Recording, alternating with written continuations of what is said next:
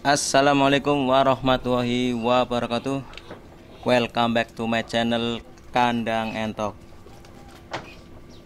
Untuk teman-teman yang baru menemukan channel saya, tentunya sebelum melanjutkan ke video berikutnya, alangkah baiknya untuk teman-teman menekan tombol subscribe, like, and comment agar channel saya terus berkembang dan saya semangat dalam mempreview, memperkenalkan, dan menjelaskan tentang dunia perentokan.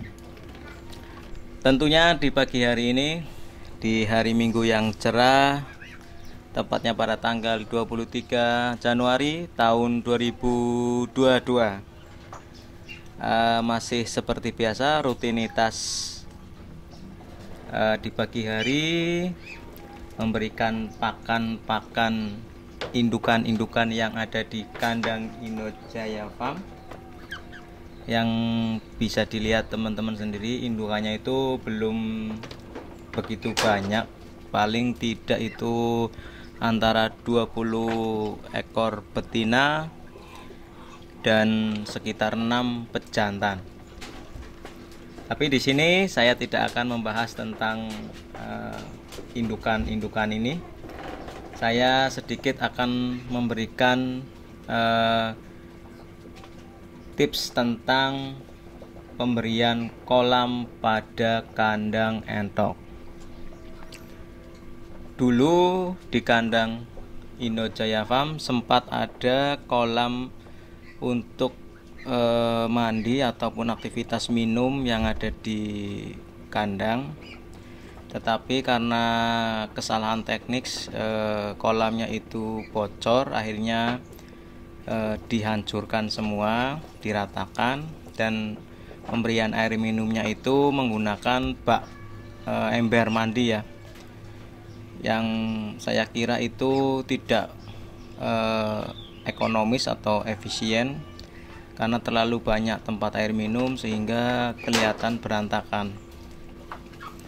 Nah, di sini berkat saran-saran dari teman-teman yang sering main ke kandang, bahkan kadang juga sharing sama teman-teman sesama peternak entok yang ada di Kabupaten Tegal, tentunya di kawasan saya sendiri, itu menyarankan untuk membuat lagi kolam untuk indukan-indukan ini.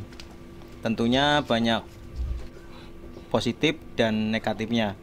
Untuk positifnya tentunya kita tidak terlalu repot untuk menyediakan air minum untuk indukan karena sudah tersedia di kolam ini.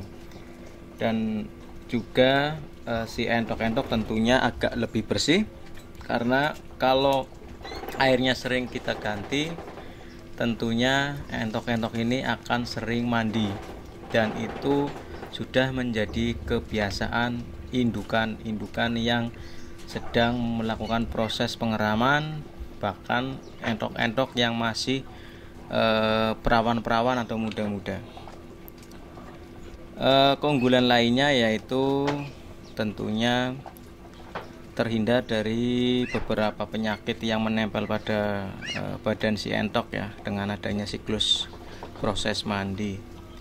Negatifnya juga pastinya banyak, tentunya bisa membunuh anakan-anakan meri yang baru turun dari kandang. Bisa terjadi naik ke kolam tidak bisa turun lagi, airnya kedinginan, dan banyak beberapa dari teman-teman yang mengalami anakan entoknya itu mati tenggelam karena terlalu lama berendam di air.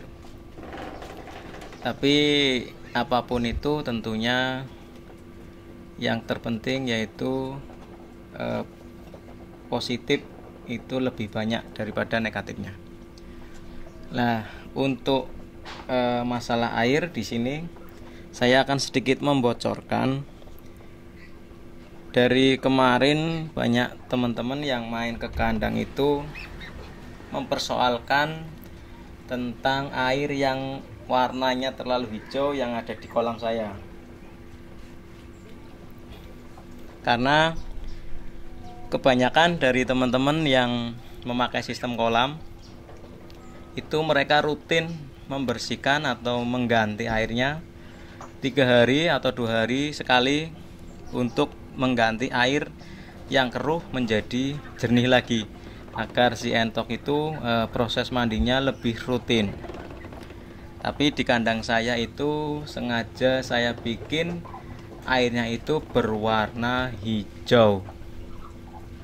Tentunya tidak menutup kemungkinan karena saya ada maksud kesengajaan agar airnya itu menjadi warna hijau. Maksudnya apa? Nah, tentunya di sini saya bocorkan.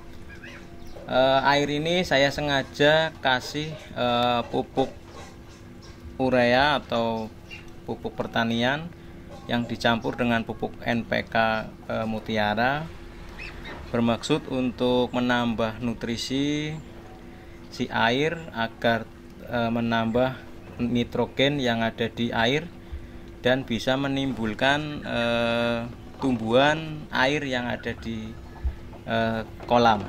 Jadi semacam lumut. Biasanya kalau kita pancing dengan menaburkan beberapa gram urea sama NPK, biasanya si air ini akan menimbulkan lumut. Ataupun sengaja nantinya saya akan taruh yang namanya itu eceng gondok. Tapi kalau tujuan yang pertama ini saya sengaja untuk menimbulkan tumbuhan berair yang semacam lumut. Lumut juga sering dimakan oleh entok-entok kita, guys. Jadi bukan untuk meracuni dengan pemberian pupuk pertanian. Tentunya pupuk pertanian itu kalau kadar dosisnya tidak terlalu banyak, itu malah bagus untuk peternakan kita, guys. Karena dalam unsur pupuk itu banyak kandungan zat-zat yang mungkin dibutuhkan sama juga oleh hewan. Yang terpenting kadar dosisnya itu tidak terlalu banyak. Nah, jadi tips ini saya sengaja kembangkan di kandang saya sendiri. Yang salah satu positifnya itu saya tidak terlalu capek untuk membuang yang namanya air, guys. Dan airnya itu bila kita cium tidak menimbulkan bau, malah cenderung berbau semacam tumbuhan-tumbuhan air. Nah, biasanya sekitar 2 minggu atau 3 minggu nanti akan timbul yang namanya lumut. Nah, itu yang saya tunggu yang ada di kolam saya. Tetapi saya juga harus sering rutin menambah jumlah air yang ada di kolam, karena tidak menutup kemungkinan karena sinar matahari dan aktivitas entok yang sering minum, otomatis debit airnya pun pastinya akan berkurang. Jadi kita juga setidaknya untuk dalam 1 minggu itu kita menambah debit airnya. Mungkin sedikit penjelasan tentang air yang ada di kolam ternak saya, kenapa berwarna hijau ataupun kenapa tidak diganti dengan air yang bersih. Ya, bertujuan agar bisa menimbulkan yang namanya tumbuhan air sejenis lumut. Dan lumut ini pun kalau jumlahnya bisa banyak, kita bisa jual untuk proses pemancingan. Terima kasih. Wassalamualaikum warahmatullahi wabarakatuh. Salam ternak, salam ngos-ngos.